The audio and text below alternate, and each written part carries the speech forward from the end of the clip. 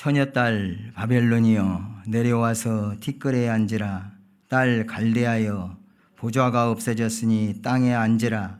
네가 다시는 곱고 아리답다 일컬음을 받지 못할 것임이라.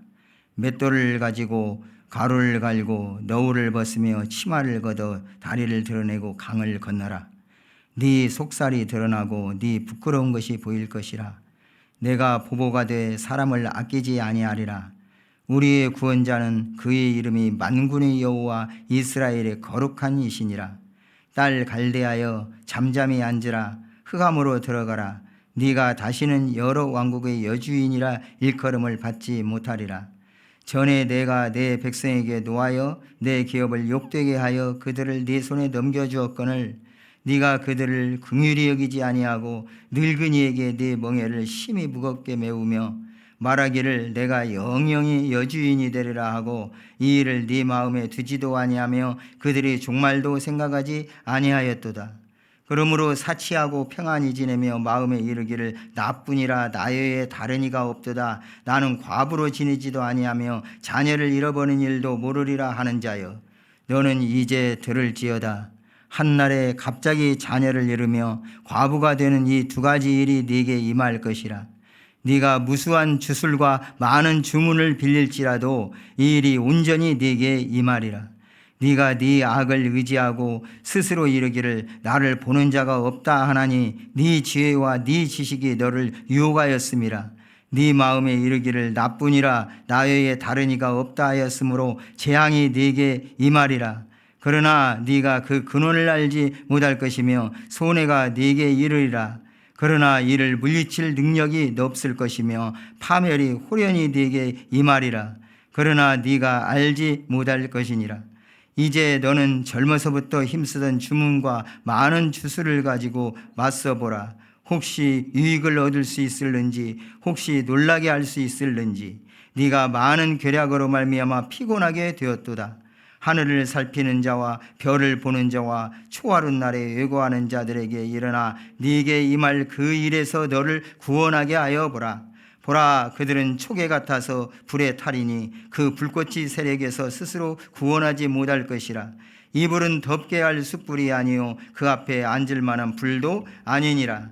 네가 같이 힘쓰던 자들이 네게 이같이 되리니 어려서부터 너와 함께 장사하던 자들이 각기 제 길로 흩어지고 너를 구원할 자가 없으리라. 아멘.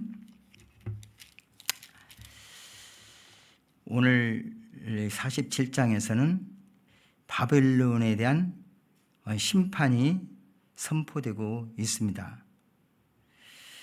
하나님이 징계의 도구로 사용됐던 바벨론이 포악함과 무지함으로 멸망을 자초하게 되는 내용입니다.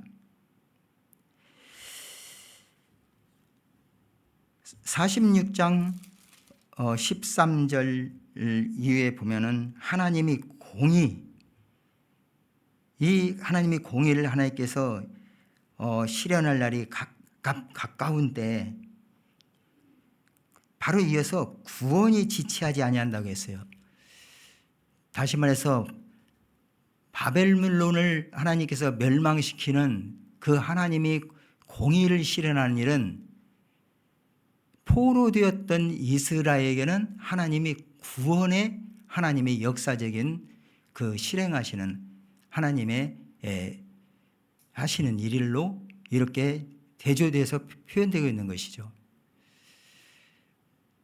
다시 말하면 하나님을 알지 못하는 불신의 세력들, 성도들을 대적하는 그러한 세력들이 멸망당하는, 심판당하는 것은 하나님의 백성인 영적 이스라엘 백성을 구원하시는 하나님의 구원의 선포라는 사실입니다. 하나님이 이루어 가시는 하나님의 역사이죠. 그래서 13절에 나의 영광인 이스라엘을 위하여 구원을 시온에 베풀리라 이렇게 말씀을 마치고 바로 이어져서 이 47장이 바벨론의 그 멸망하는 그 상태 그리고 멸망의 이유 그리고 그 바벨론의 아주 무기력한 모습들, 이런 상을 지금 47장에서 말씀하고 있고, 이어져서 계속적으로 48장에서는 또한 하나님의 구원에 대해서, 그 택한 백성들에 대해서 하나님의 구원을 바라보며 신뢰할 것을, 믿음을 요구하는 이런 내용으로 되어 있습니다. 그래서 이 이사야서를 구분할 때에 40장 이후의 말씀을 40장 이전의 말씀과 이후의 말씀으로 좀 구분해서 단락을 나눠서 생각해 보는데, 그 중에서 이 후반부의 첫 부분이라고 할 수 있는 40장에서 48장의 그 내용을 결론지어서 47장, 48장에 다시 한번 이렇게 선포해 있는 말씀으로 이해하시면 되겠습니다. 본장의 주제가 바벨론의 심판임을 오늘 이 말씀을 통해서 우리가 생각해 보는데, 사실은 본장의 핵심이 전체 내용을 벌써 바벨론의 심판의 멸망에 초점이 맞춰져 있다기보다는, 겉으로 보기에는 그렇게 보이지만은 사실 46장 이후에 지금까지 핵심이 무엇이냐면은 이스라엘의 구원이었습니다. 그렇기 때문에 역시 이 47장 내용도 이스라엘의 구원의 내용을 지금 그 백성들에게 선지자를 통해서 말씀해 주기 위해서 이 바벨론의 멸망에 대해서 나타내고 있는 것입니다. 먼저 단락을 나눠본다면은 1절에서 5절까지는 바벨론의 멸망에 대한 선포입니다.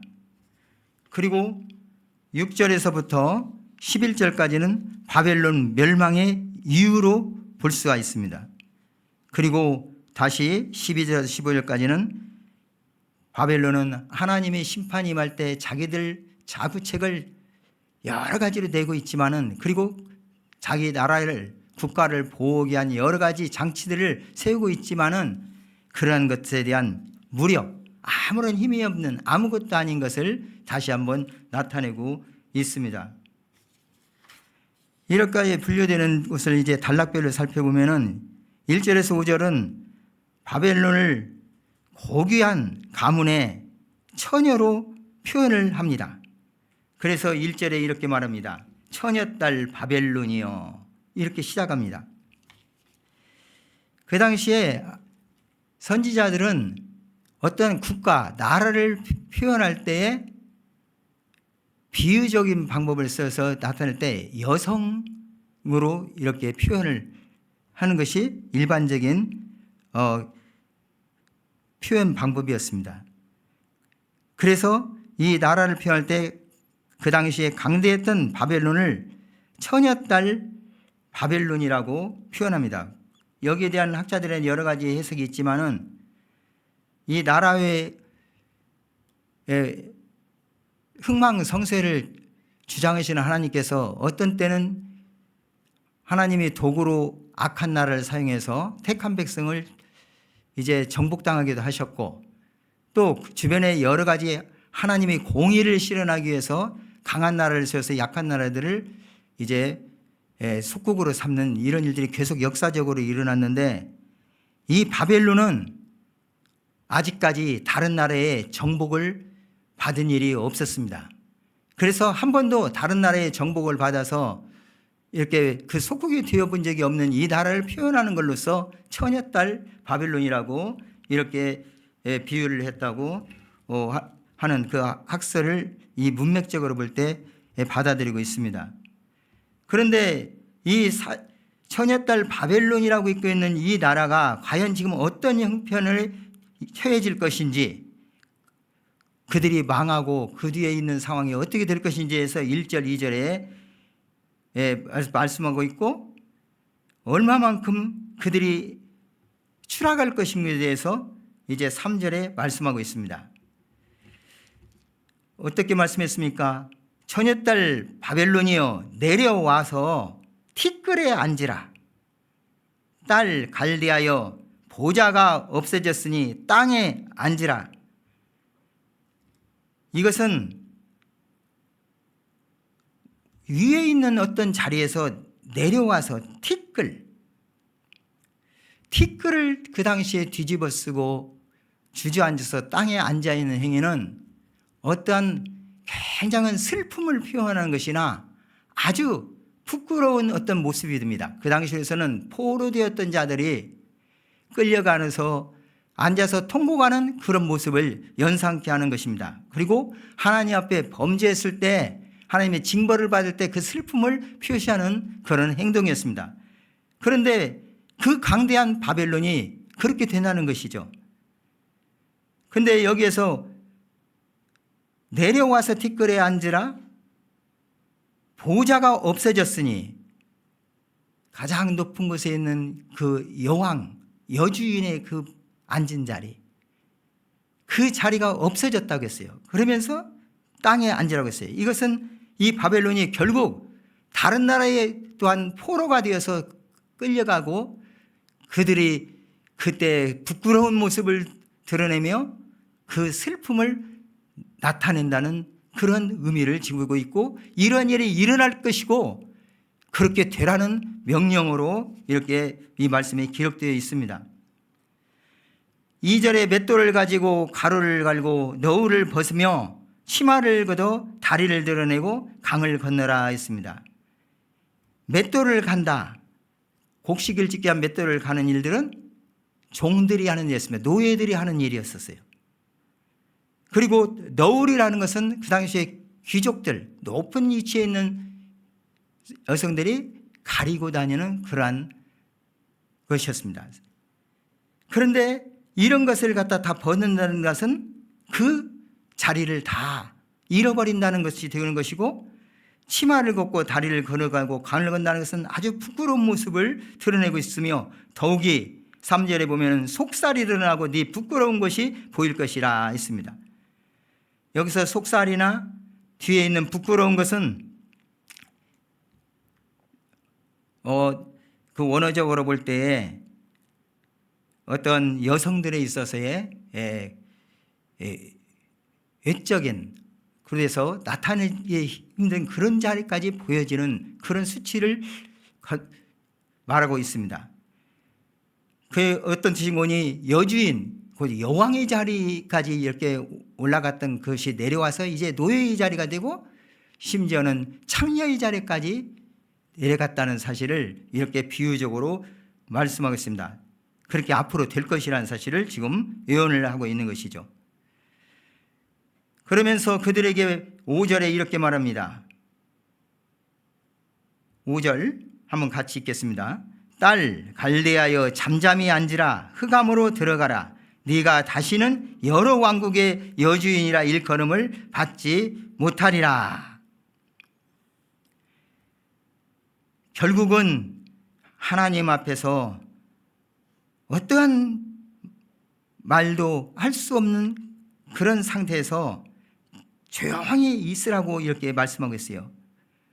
어두운 흑암으로 들어가라고 합니다.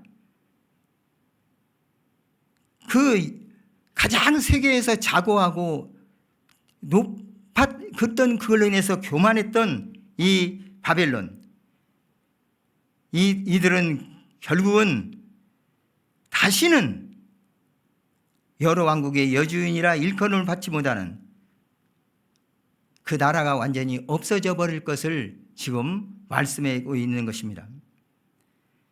그러면서 이 바벨론의 멸망에 대한 예언을 하는 이런 내용 속에서 4절에 이런 말씀이 갑자기 주어지고 있습니다. 앞뒤 문맥을 볼 때에 그 문맥하고는 맞지 않은 글이 들어있어요. 4절입니다. 4절 한번 같이 읽겠습니다. 우리의 구원자는 그의 이름이 만군의 여호와 이스라엘의 거룩한 이시니라 말씀해 주고 있어요. 여기서 갑자기 바벨론의 멸망, 그리고 뒤에도 바벨론의 멸망에 관계되어오는 내용과 거기에서 벗어나려고 애를 쓰는 그 바벨론의 모든 것이 다 무력한 것을 말씀하고 있는 오늘 본장의 내용이 대부분 바벨론의 멸망에다가 핵심을 두고 있는 말씀인 것 같은데, 갑자기 지금 4절에 우리의 구원자는 그의 이름이 만군의 여호와 이스라엘의 거룩한 이시라, 이 말씀이 지금 삽입되어 있는 것이에요. 그래서 서두에 말씀드렸던 것처럼 바벨론의 심판에 초점을 둔 것이 아니고 바로 하나님의 백성인 이스라엘 백성들이 구원, 여기에 하나님께서는 초점을 두고 지금 하나님의 사람을 통해서 말씀을 선포하고 계시는 것이며, 곧 여기서 굉장히 강조하고 있는 이 바벨론의 멸망은 바로 하나님의 백성인 이스라엘 백성을 구원하시는 하나님의 역사라는 사실을 지금 분명히 말씀해 주고 있는 것입니다. 망군의 그 이름이 망군의 여호와라는 뜻은 하나님은 그의 이름에 합당하게 모든 일을 행하시는 분이시다는 그런 의미를 가진 하나님의 이름입니다. 다시 말해서 권능이 무한하시고 거룩하신 분이시며 언제나 공의로운 심판을 하시는 분, 특별히 망군의 여호와, 망군, 전쟁터에서 쓰고 있는 용어죠. 큰 군대의 무리, 모든 전쟁을 주관하시는 하나님, 그리고 그 하나님이 가장 높으신 하나님에서 모든 이 세상의 군대뿐만 아니라 영적 군대, 그를 이렇게 연상할 수 있는 하나님의 이름, 이런 하나님께서 공의로운 심판으로서 바벨론을 반드시 멸망시킬 것이고, 하나님께서 이렇게 계획하시고 예언하신 것은 반드시 이루어질 것을 이 말씀을 통해서 지금 이스라엘 백성들에게 구원의 메시지로 힘있는 하나님의 말씀으로 전달하고 있는 것입니다. 이스라엘의 구속은 하나님의 약속이고 반드시 이루어질 그런 사실임을 이 말씀을 통해서 우리는 알 수 있습니다. 오늘 이 시대의 영적 전쟁에서 우리 성도들이 하나님의 약속의 말씀에 따라서 우리를 보호하시고 인도하시는 그 하나님의 함께 하시는 성령의 역사하심 가운데서 모든 영적 전쟁에서 승리할 것을 또한 말씀해 주시는 귀한 말씀인 것입니다. 이제 6절에서 11절 말씀을 살펴봅니다.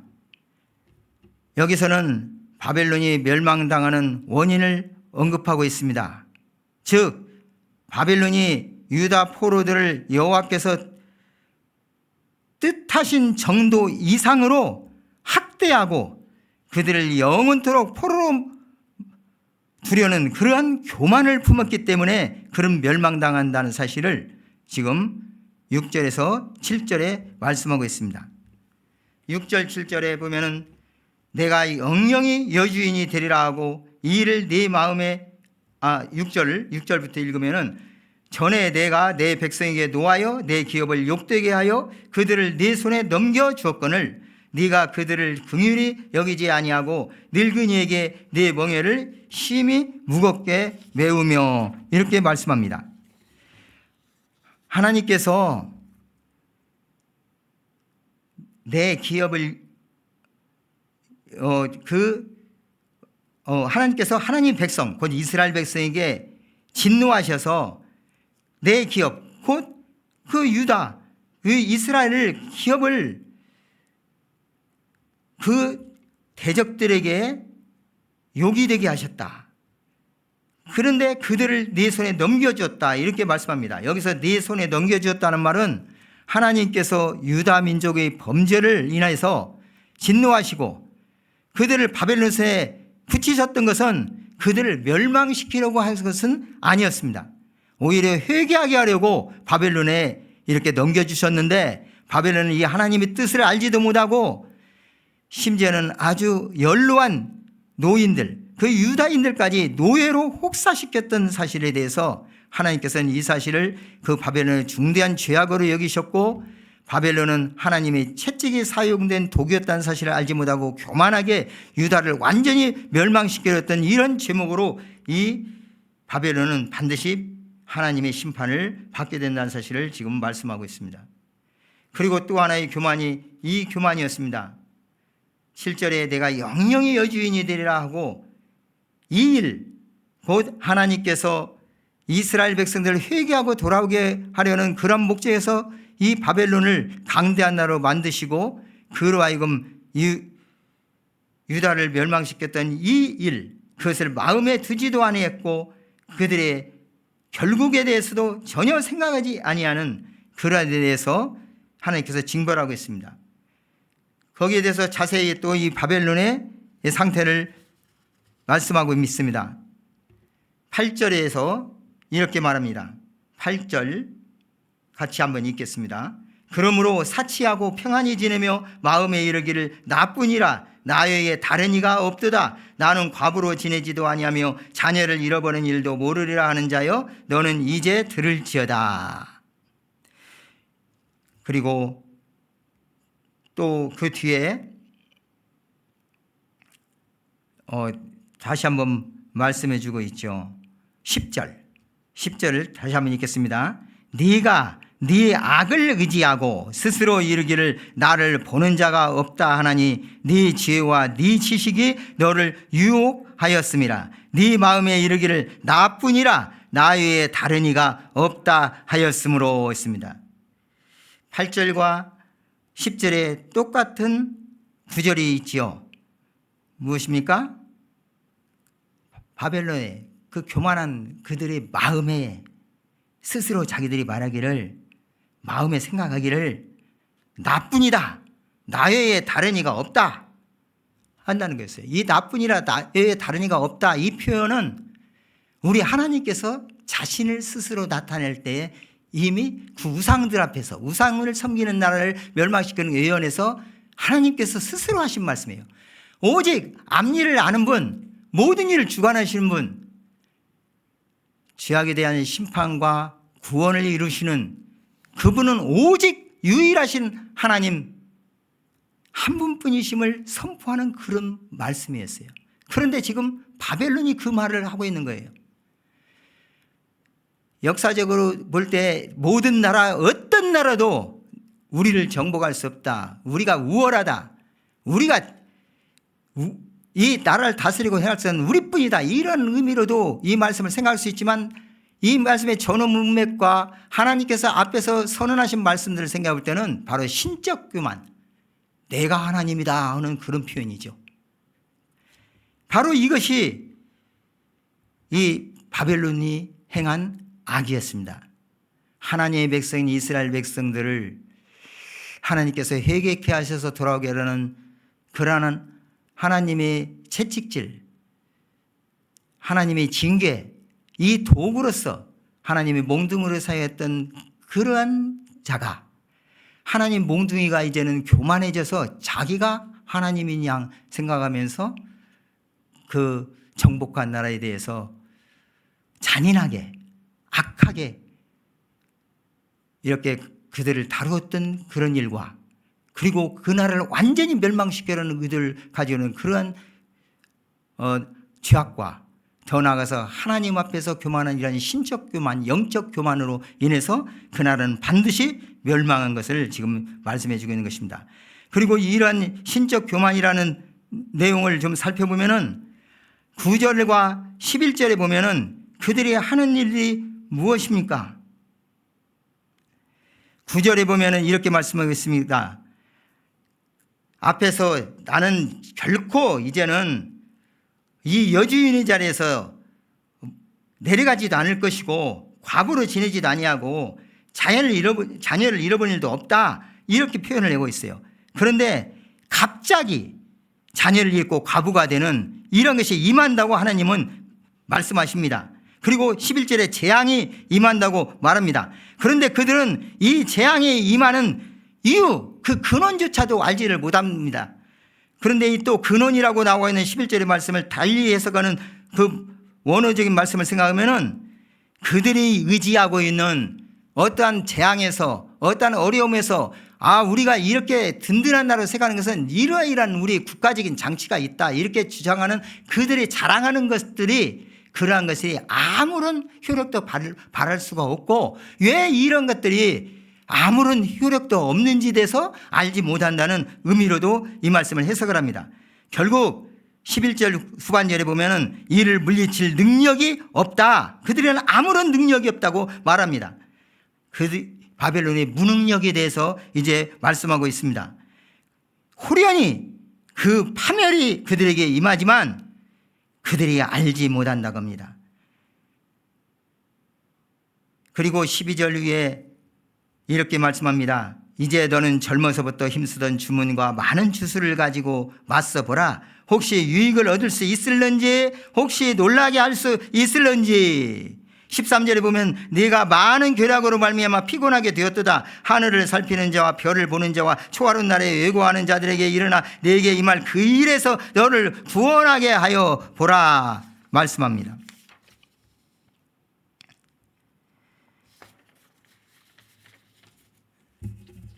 여기서 주문, 주술, 별을 보는 자, 하늘을 살피는 자, 초하룻 날 애고하는 자 등, 이런 것은 또 앞에 9절에서도 역시 주술, 주문 이런 것이 있었는데, 이것은 바로 바벨론이 강대한 나라가 보니까 교만해져서, 그리고 그 이전부터 이방 나라들이 각종 우상들을 숭배하는 데 있어서 그들이 섬기는 우상들, 그 앞에서 행하는 행동들, 그리고 그들은 이 지금으로 말하면은 우주를 연구하는 천문학, 그리고 별을 보는 점성학, 점을 치는 것이죠. 별들을 보면서 이러한 여러 가지 악한 일들, 하나님 보실 때 가장 악하게 생각해서 그걸로 말미암아 이방인들이든 그것을 이렇게 배워가지고 와서 행하고 있는 하나님을 섬기는 유다, 이스라엘 백성들 다 하나님의 징계를 받고 멸망을 당했죠. 그렇게 미신을 좋아하고 우상을 숭배하던 바벨론의 죄악을 꾸짖으면서 조롱하는 표현들, 풍자적인 표현들로 지금 방금 이렇게 살펴봤던 구절들이 지금 나타나고 있습니다. 그러면서 거기서 구원하게 하여 보라, 이 말씀 역시 바벨론이 온갖 정성을 다해서 섬기던 우상이나 달신, 그 당시에 달신을 섬겼다고 해요. 하나님께서 내리시는 환난에서 구원해 주기를 한번 그들에게 빌어봐라, 구해봐라. 너희들 하고 싶은 대로 자랑하는 모든 걸 가지고 동원해 봐라.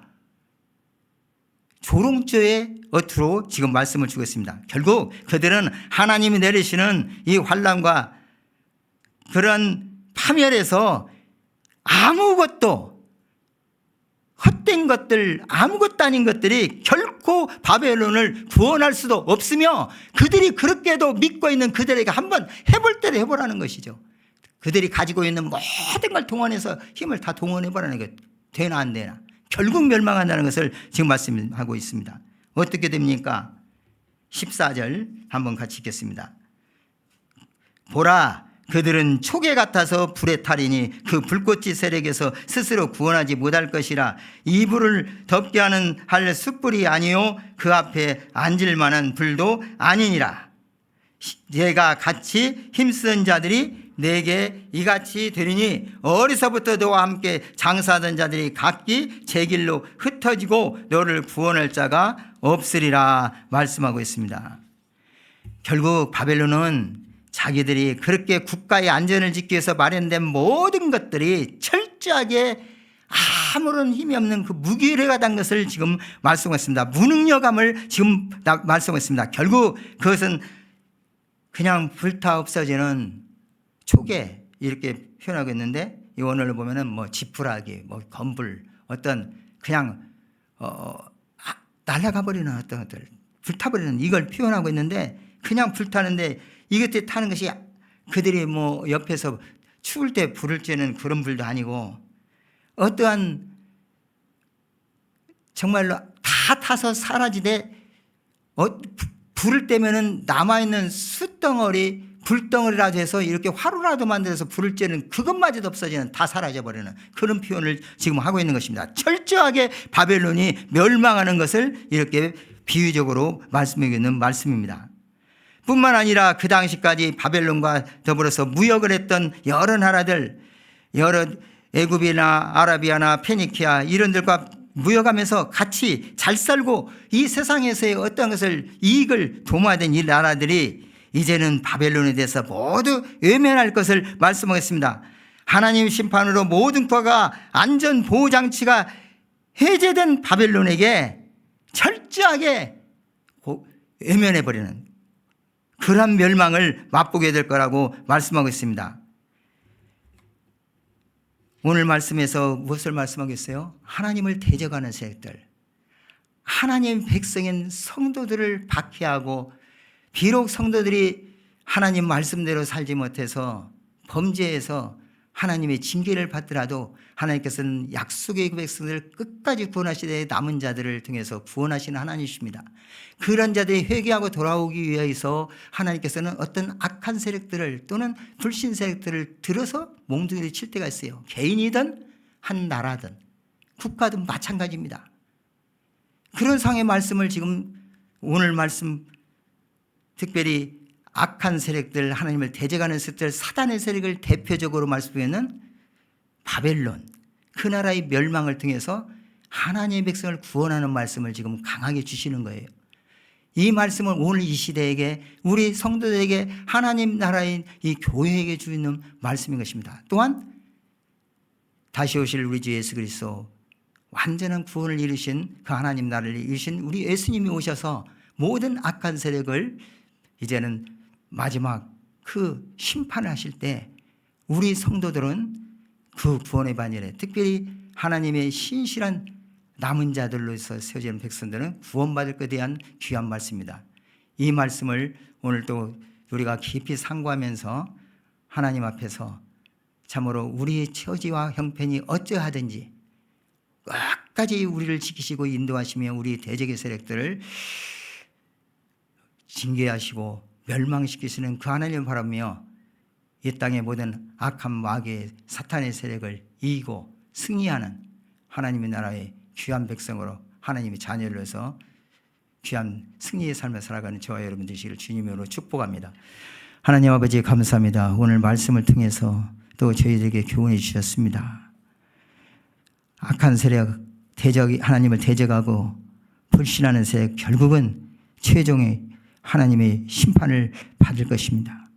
그러나 우리는 그 심판 가운데서 구원함을 입고 영원한 하나님 나라에 참으로 영원히 하나님을 찬양하며 참으로 하나님의 영광을 드리는 백성으로 남아있을 것입니다. 이러한 저희들을 부족하지만은 우리 하나님의 기업이요 영광이라고 일컬어 주셨습니다.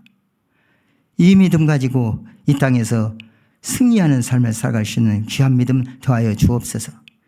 이를 알지 못하는 우리 주변의 모든 그 망하는 길에 아직도 남아있는 그들을 향해서 복음을 담대히 증거하는 저희들 되게 하여 주시옵소서.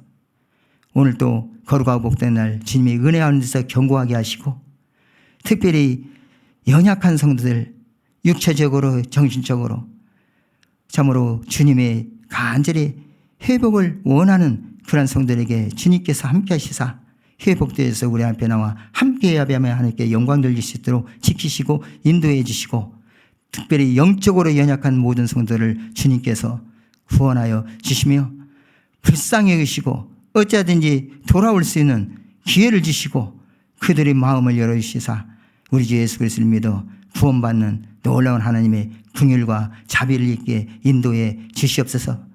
오늘 또 예배를 통해서 주님께서 영광을 받으시고 예배를 인도하며 말씀을 선포하는 지종들 함께하여 주시옵소서. 우리 모든 성도들의 길을 오늘 또 인도하사 우리 하나님 앞에서 경배와 찬송과 영광을 들리며 우리 하나님 복된 하루, 귀한 하루, 승리하는 삶 살아갈 수도 인도하시옵소서. 구주 예수 그리스도의 이름으로 기도드리옵나이다. 아멘.